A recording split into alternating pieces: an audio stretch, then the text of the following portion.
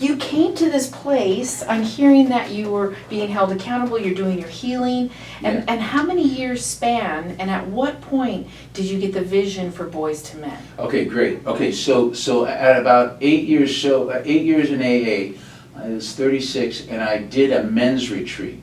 Okay. And I did it with, it was called the New Warrior Training Adventure Weekend. Okay. And it was framed as a rites of passage, as an initiation into manhood. And it was a way to look at what's working and what's not working in my life. And the process, and because I had done a searching and fearless moral inventory of myself, step 4, and admitted to God, to myself and another human being, the exact nature of those wrongs, okay. Step 5, so because I had done some groundwork, like the idea of confronting my shadows wasn't a foreign concept. So like when I went into this work, for me it was just a rocket ship to another level of honesty and integrity and accountability, which are principles that I learned in Alcoholics Anonymous. And so for me it was like, this is great. Could have used this information at 14, not almost 40, you know? And so I was into this work, and my brother got into this work, and we brought my dad, who had been a facilitator and a trainer his whole life, and he came into this work, and he said, this, you know, this is really what it's all about. This you is know? what it is. This okay. this is really, you know, men's work. This is really about taking, you know, a deep look into our souls, and not only how we're affected, but how we affect others, you know. And it really taught me some tools on how to be a more useful and a better friend and a better partner and a better husband and a better co-worker. You know, because now I'm thinking exponentially. It's not just all about me, you know. It's about, you know, my actions have consequences. It's a ripple effect, exactly. if you will. What I heard was you wish you had known at 14 what you learned at 40. Yeah. And so now you've got this Boys to Men. Yeah. How was it structuring that? Okay, yeah. So here's what happened. So we were in a board meeting of the New Warrior community, and one of the guys, some member had sent in an article that then Governor Pete Wilson, this was in 1996. Okay, 1996 now. 1996, okay. Pete Wilson was allocating like X million dollars to have 200,000 mentors by the year 2000. And it was suggested that we as a community should start a mentoring program. And I told you a little about my dad. Right. I stood my dad up in that meeting. I said, Dad, you'd be perfect for this. Oh, good. And my dad said, anyone that's interested in doing this, let's meet at Joe's on Tuesday. And that following Tuesday, 8 men showed up at my house with my dad. And one of those guys was my friend Craig McLean, who is, you know, the other co-founder. The co-founder. Of Boys to Men. And we just started knocking around ideas of like, okay, what do we do? You know, what does a mentoring program look like? You know, and we talked about, you know, coaching a little league team, or sponsoring a little league team, or sponsoring a Boy Scout troop, or doing a computer lab, or an after-school tutoring center, or something like that. And I said, all these things already exist. Why don't we do what we are uniquely qualified to do as initiated men? Wow. Let's initiate them. Wow.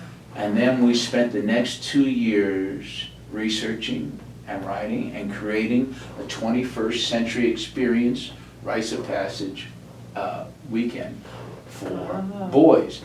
Okay. And a retreat for boys. A retreat for boys. Okay. And we met with family therapists, and we met with psychologists, and there was a guy on the committee, Daniel Harris, who was writing his master's thesis in anthropology, and he made this document, this rites of passage document, his master's thesis. And so we are, you know, creating all these processes and stuff and writing everything up. So then we think, okay, we got something here, you know? And not only did we have like the weekend written and organized, but we also did a training for the mentors, that, meeting with family therapists, and they gave us, like, this was in the 90s, so we didn't get a PowerPoint presentation because they weren't created, but we got 96 overhead slide projectors, okay? Okay, I got it. And it was all very, very heady stuff. There was the Johari's window, Myers-Briggs, Oh, yeah. the listening wheel, all these academic tools that we were going to teach, we're going to show men how to, and so we went, okay, let's get some guys together, let's run through this material. And so the first thing we thought we needed to do is train the mentors, so we did, and I'm telling you, we did 2 8-hour sessions, and for me, I got ADD, I don't know if you can tell, but Sure. anyway. I look, where? I think we all got it. I was going nuts trying to sit through this, and so Craig and I made up one process at the end. And when the guys came back from a break, we wadded up a piece of paper and said, hey, put this somewhere you can feel it. Put it in the nape of your neck, put it in your waistband, put it in your shoe, put it in your pocket, but know it's there. Mm-hmm. So we're going through all this clinical stuff, and we're going through all this academic stuff, and then, people, like the guys that created it, the guys that we hired to put these overhead projectors that are teaching it to us, and at the end, we said, okay, pull out that piece of paper, and everybody reached in, found the paper, unwinded it. Oh, wow. On it, it said, my teenage wound. Oh, wow. And then the men shared about what happened to them as teenage boys. How were they wounded? Interesting. And that was by far the most powerful aspect of the training. Absolutely. And then, and that kind of got things real, so. So the 14-year-old of the 1990s and the 14-year-old of 2021, Oof. is there a difference? Oh, yeah. Okay, what is that difference, and how is Boys to Men serving or bridging that gap? Yeah. Well, none of the kids had cell phones Right. in 1996. Okay, they didn't have the exposure. They didn't, Yeah, if you had a cell right. phone, you're a businessman or something, Right. like they Good point. Mhm.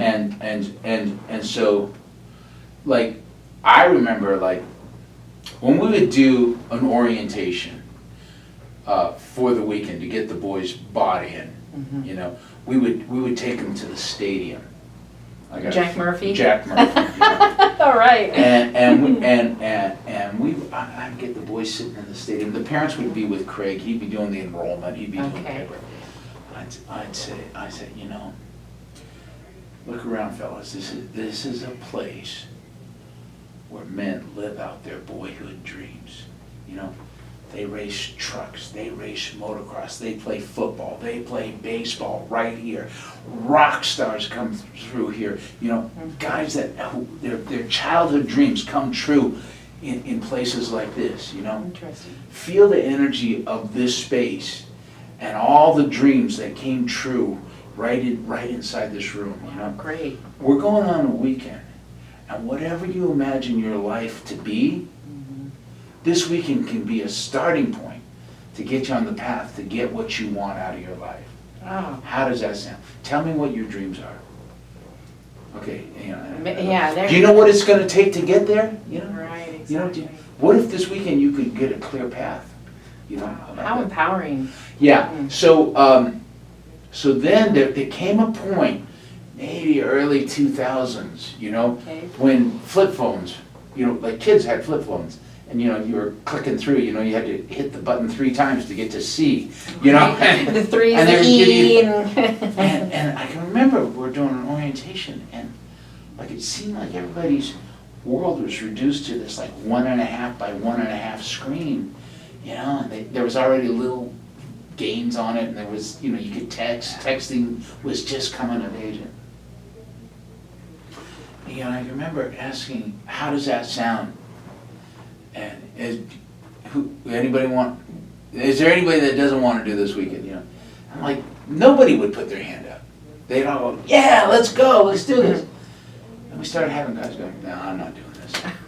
Really? Yeah, because I think that the technology was creating more isolation and more disconnection, and they didn't even know how to conceive of like spending 3 days in the wilderness, you know, or going on an adventure, you know, that, Yeah. like, why would I go on an adventure? I have everything right here in this 1.5-inch screen, you know? Yeah. And then as the screens got bigger and the color got brighter and the graphics got more detailed, Yeah, the isolation, the disconnect, so, you know, interesting. but here's what's universal is our humanity, Mhm, you know? mhm. And, you know, I think the pain of divorce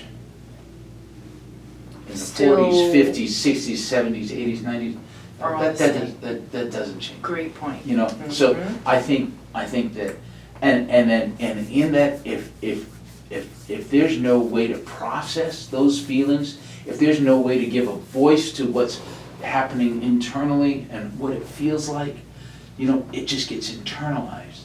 Right. And then when it gets internalized, it comes out sideways, you know, instead of being clear. When it comes out sideways, it can show up as cutting, or drug abuse, or drinking, or stealing, or anything, so I don't have to feel this pain, Okay, you know? gotcha. So, Quick side question, Mm. was cutting going on in the 60s, 70s, and 80s, or is that more apparent now? that's a great question, I don't know. But I know that it has been a part of our history since the beginning, so Okay. it definitely was going on in the 90s. Okay, definitely in the 90s, so Yeah. since you've been inception? Yeah, Okay, so in the 90s, but I wonder if it goes back that far. I'm sure it does. Sure it does, I mean, Yeah, pain is because all it is self-inflicted, it's- self-inflicting pain. It's, to- oh, yeah, and it's like, if I can create this pain for myself, I won't have to feel what's really going on, Right, you know? yeah. And it's almost a comfort. Narrows it in, yeah, I gotcha. So, so like the pain of divorce and loss, you know, grief, Sure, you know, like, you know, I think that transcends, you know, the screens. yes. You know, anything that gets us into our humanity, Mhm. you know, the human experience, Yes, and that's really what the weekend is geared to do. got you it, know? and that is once a year, this retreat? No, now? we do like 4 or 5 a year. Oh, 4 or 5 now, okay, so Yeah. just